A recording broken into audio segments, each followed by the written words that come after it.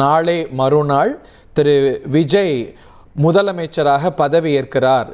வாக்காளர் பெருமக்களுக்கு வீட்டுக்கு வீடு அல்வா கொடுக்க ஏற்பாடு செய்திருக்கிறோம். தமிழ்நாட்டு அரசின் அடுத்த முதலமைச்சராக பதவியேற்கிறார் அப்படிங்கிற செய்தி வருகிறது. அட பாவிகளா, 6 மணிக்கு மேல அவன் அவதாரம் என்னன்னு தெரியாம அநியாயமா குடும்பத்தோட சிக்கிட்டீங்களடா. ஐயோ, இந்த நாயை நம்பி எப்படி உட்கார்றது?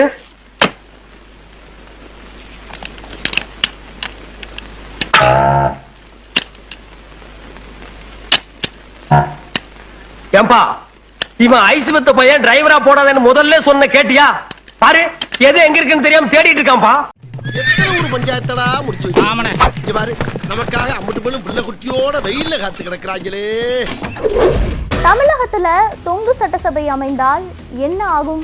இந்த மாதிரி நேரத்துல தான் நாம கண்ணாபின்னான்னு கலையாம கட்டுக்கோப்பா இருக்கணும். தளபதி, போர்வாள், கேடயம் எல்லாருமே என்ன சுத்தி வியூவா அமைச்சுக்கிட்டு என்ன ஜாக்கிரதையா கொண்டு போய் சின்ன வீட்டுல விட்டுருக்கா. விசில் புரட்சி நடந்திருக்காப்பா. விஜய் சொல்ற மாதிரி புரட்சியை நீங்க கேவலப்படுத்தாதீங்க. புரட்சிங்கிறது ஒரு அழகான சொல்லு. நம்ம நாட்டுக்கு சளி பிடிச்சிருச்சு, இல்லன்னா விசில் அடிக்கிறவெல்லாம் மந்திரி ஆவானா? இப்ப ஓட்டுக்கு பணம் தரல தாவேகா, ஒத்துக்கிறீங்க? அப்படிலாம் கிடையாது, ஓட்டுக்கு பணம் கொடுத்திருக்காங்க. ஓட்டுக்கு பணம் கொடுக்காம ஜெயிச்சிருக்கோம். அதுதான் நாங்க ஓட்டுக்கு பணம் கொடுத்து நாங்கள் வெற்றி பெற்றிருக்கிறோம். என்ன சொல்ல சொன்னா என்ன சொல்லிட்டு இருக்க? நீ ஒண்ணும் சொல்லணும் போ. இவ்வளவு சினிமா மோகத்துல தமிழ்நாட்டு மக்கள் இருப்பாங்களான்னு நான் நினைச்சு பாக்கிறேன். ஒருவேளை சினிமா பைத்தியமா இருப்பாங்களோ? இனிதாங்க ஆட்டமே இருக்கு. ஒரிஜினலான வேட்டை, சாட்டையின் வேட்டை இனிமேதான் தொடங்கவே போகுது. நீங்க தெரிஞ்சோ தெரியாமலோ புலிவாலை பிடிச்சிட்டீங்க மிஸ்டர் நல்ல தம்பி. வாழை விட்டீங்கன்னா புலி உங்களை கடிச்சிரு மிஸ்டர் நல்ல தம்பி. பகுத்தறிவும் அரசியல் புரிதலும் இல்லாத ஒரு கட்சியால எவ்வளவு பெரிய இம்பாக்ட் உருவாக்க முடியும் அப்படிங்கிறதுக்கு 2026 தமிழ்நாடு எலெக்ஷன்ஸ் ஒரு நல்ல எக்ஸாம்பிள். ஒரு வாரமா ஆபீஸ் பக்கமே வரல. இப்படி பட்டைய கிட்டே போட்டு பழத்தையும் தேங்காயும் கொடுத்தா ஏமாத்தணும். கண்டா கடம்பா கதிர்வேலா அறுபடை வீடு கொண்டு திருமுருகா எல்லாம் இந்தியாவின் எதிர்கால தூண்கள். பெண் சுதந்திரம், சுயமரியாதை, கல்வின்னு பல முற்போக்கு சிந்தனைகளை தன்னோட அடையாளமா கொண்டு உருவாக்கப்பட்ட மாநிலம். ஆனா இந்த 2026 எலெக்ஷன் ரிசல்ட்ஸ் பார்க்கும்போது மக்கள் தன்னோட அடையாளத்தையும் வரலாறையும் மறந்துட்டு ஃபியூச்சரை பத்தி கொஞ்சம் கூட யோசிக்காம கொள்கை, ஐடியாலஜின்னு எதுவுமே இல்லாத ஒரு கட்சிக்கு வாக்களிச்சு அதை வின் பண்ற அளவுக்கு கொண்டு போயிட்டு இருக்காங்கன்னு நினைக்கும் போது ரொம்பவே கஷ்டமா இருக்கு. அதை தாண்டி ரொம்ப வெக்கமா இருக்கு. ஒரு பொண்ணை ஒருத்தர் கல்யாணம் பண்ணி கொடுக்கும் போது என்ன யோசிக்கிறோம்? பையன் படிச்சவனா, எங்க வேலை பாக்குறான், எவ்வளவு சம்பாதிக்கிறான், நல்லவனா கெட்டவனா, அந்த மாதிரி இது நம்ம மண்ணு, நான் பிறந்த மண்ணு, நான் வளர்ந்த மண்ணு என்னைக்காவது யோசிச்சிருக்குமா? எவன் ஓட்டு கடல் போட்ட வேண்டியதான். ஆனா ஒரு எம்பி தேர்ந்தெடுக்கும் போது, ஒரு எம்எல்ஏ தேர்ந்தெடுக்கும் போதோ, ஆனா ஒரு பஞ்சாயத்து போர்டு பிரசிடண்ட் தேர்ந்தெடுக்கும் போதோ, ஏன் ஒரு கார்பரேஷன் கவுன்சிலர் தேர்ந்தெடுக்கும் போதாவது யோசிச்சிருக்குமா? யோசிக்கிறா. இவர் யார் தெரியுமா? யாரு? டாடா பிர்லா இல்ல, அவங்களோட பார்ட்னர். என்ன இன்னைக்கு போத புடனி வரைக்கும் ஏறுது? இப்படியே வெளியில போய் கேவலப்படுறதுக்கு கண்ணசர் அப்படியே பாய வச்சு படுத்துட்டோம்னா காலையில போய் ஜோலிய பாத்துக்கலாம்.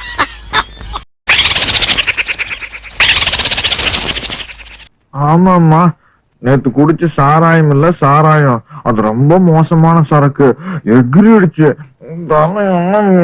இருக்குதுமா. புரியாரப்ப வழங்குறவனா தண்ணி தண்ணியமா தான் இருப்பான்.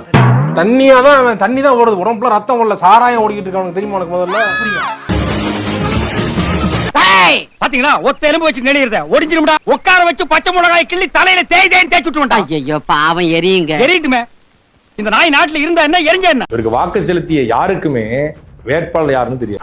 ஆமா ஆமா, இவன் பரிசு பாஸ்கர் மாசம் 2000 கட்டுதான். இவன் மிண்டு மண்டோதரி பிராத்துல பிசினஸ் பண்ணிட்டு இருக்கா. இவன் நைட் ராஜா வீட்டுல கொள்ளடிக்கான். இவன் பெருமாள் கஞ்சா விக்கான். அவன் 5000 தான் கட்டுதான். நம்ம கண்ணு இருக்காமல கட்ட பஞ்சாயத்து, அவன் ஒரு 4000 கட்டுதான். நாம ஒரு தாவேக்கா கூட்டம் இந்த பக்காமாஸ் கூட்டம் தனி வேர்ல்டுல வாழ்ந்துட்டு இருக்குன்னு இவ்வளவு நினைச்சிட்டு இருந்தா நம்ம தான் தனி உலகத்துல இருந்திருக்கோம். இந்த நாடும் நாட்டு மக்களும் நாசமாய் போகட்டும். இவங்க எல்லாருமே ஓட்டு போட்டுக்கிறதுனாலேயே அவர் நல்லவர், அவர் ரொம்ப நேர்மையானவர், அவர் உண்மையான ஆட்சியை கொடுத்துருவாரு அப்படிங்கிற அர்த்தம் கிடையாது. ஜனகபுரம் ஓட்டு அள்ளி வீச்சிட்டாங்க. பெரிய ராஜதந்திரி பாணி.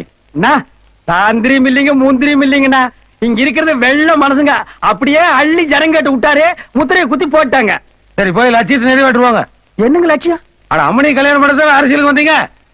அதாருங்க எங்க லட்சியமே. ஏங்க அப்ப தொகுதிக்கு ஒண்ணு நல்லது பண்ண மாட்டீங்களா? யார பார்த்து என்ன கேள்வி கேக்குற? தொகுதிக்கு நாங்க எதுக்கு நல்லது பண்ணணும்? என் தம்பி அறிவிச்சிருக்கிற அந்த இலவச அறிவிப்புகள் இருக்கு, அதுக்கே மாசம் 1 லட்சம் கோடி தேவைப்படுது. நீ தானே அது எப்ப பார்த்தாலும் என்னை காமிச்சு அவனை விடாதீங்க அவனை வெட்டி கொள்ளுங்க அப்படின்னு பிபி அந்த பண்ணிவிட்டு மாதிரி பதறிக்கிட்டே தாலிக்கு தங்கம், பிறந்தவண்ண வரவேற்பு, அப்புறம் 6 ஏரிகாட்டு ஊர்ல, அப்புறம் இலவச பேருந்து. உங்களுக்கு புரியுதுன்னு நினைக்கிறேன். அதை புள்ளி வரம் போட்டீங்கன்னா 1 லட்சம் கோடி மாசம் தேவைப்படுது. எங்கிருந்து எடுப்பீங்க? சின்னவனே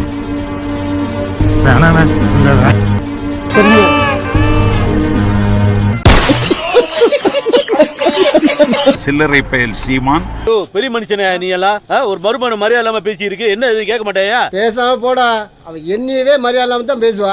ரெகனைஸ்டு பொலிட்டிக்கல் பார்ட்டி என்கிற அந்தஸ்தில் இருந்த கட்சி இன்னைக்கு 4% வாக்குகள் வாங்கி இருக்கிறது. அடுத்த தேர்தலில் சீமான் கட்சி உயிரோடு இருக்காது. இது யாரு?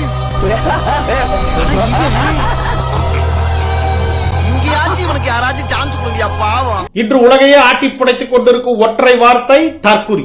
Who is தற்குறி? நான் அது என்னன்னு சொன்ன உடனே நீங்க எல்லாருமே சிரிப்பீங்க. தமிழ்நாட்டில் மட்டுமல்ல, இந்தியாவில் மட்டுமல்ல, உலகத்திலேயே நம்பர் 1 தற்குறி அண்ணன் விஜய் அவர்கள். இது என்ன பிரமாதம்? இதை விட பெசலைட் ஒண்ணு இருக்கு.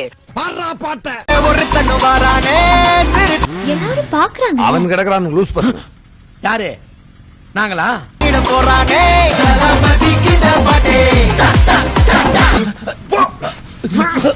Hello, Kilpauk mental hospital. ஒரு பைத்தியம் பைக்ல பறந்து போயிட்டு இருக்கு. அதை பட்டன் பிடிச்சீங்கன்னா பல பேருக்கு நல்லது.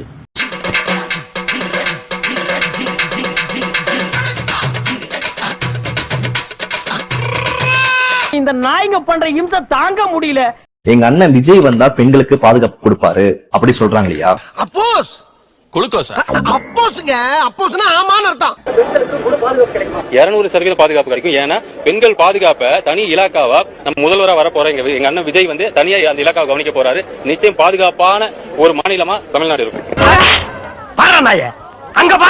11ஆம் வகுப்பு படிக்கக்கூடிய மாணவிக்கு பாலியல் தொல்லை கொடுத்த புகார்ல தர்மபுரி நகர போரால வந்து கைது செய்யப்பட்டான். அதே போல நெல்லை சங்கரன் கோயில்ல ஒரு சிறுமிக்கு பாலியல் தொல்லை கொடுத்த புகார்ல அந்த தாவேக்க நிர்வாகி அல்லமீன் என்கிறவன் கைது செய்யப்படுகிறான். இவங்க 2 பேருமே போக்சா சட்டத்துல கைது செய்யப்படுறாங்க. போக்சாங்கிறது 16 வயசு கீழ் உள்ள சிறுமிகளை பாலியல் குற்றத்துல கைது செய்யப்படுறது. விழுப்புரம் செஞ்சில ஒரு சிறுமியை வந்து திருமணம் செஞ்சு கொள்ளும்படி மிரட்டதாக அந்த பொண்ணு போய் தற்கொலை செஞ்சுக்கிச்சு. இதான் மாற்றத்திற்கான மக்கள் வேட்பாளரா நீங்க? ரோட்ல துப்புற மாதிரி துப்பிட்டு போறா. இவ்வளவு குற்றம் நடந்ததுக்கு இந்த தாவேக்க கட்சி இருக்கக்கூடிய அந்த நிர்வாகிகளால இதுக்கெல்லாம் வந்து விஜய் வந்து எதுக்கு ஒரு அறிக்கை விடலையே? எங்க போனாரு? எது? இங்க நான் ஒரே பிஸி. பெண்கள் பாதுகாப்பை பத்தி பேசுறீங்களா நீங்களா? வாயை கிழிச்சுக்கிட்டு இதுக்கெல்லாம் வாயத்தை வந்து பேச வேண்டியது தானே? இன்னும் வந்து பெண்கள் வந்து தமிழ்நாட்டுல பாதுகாப்பே இல்ல அப்படி சொல்றீங்களா? இதுக்கெல்லாம் யாரா பதில் சொல்றது? உன்ன மாதிரி ஒரு ஈன பிறவி நான் என் வாழ்க்கையில பார்த்ததே இல்ல. உன்னை சேர்த்தான். ஸ்டார்ட் பண்ணு.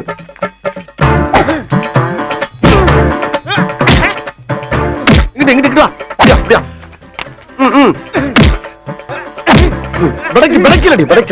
மண்டல மட்டும் அடிச்சிடாத. குலக்கேசல் உள்ள போயிருவேன்.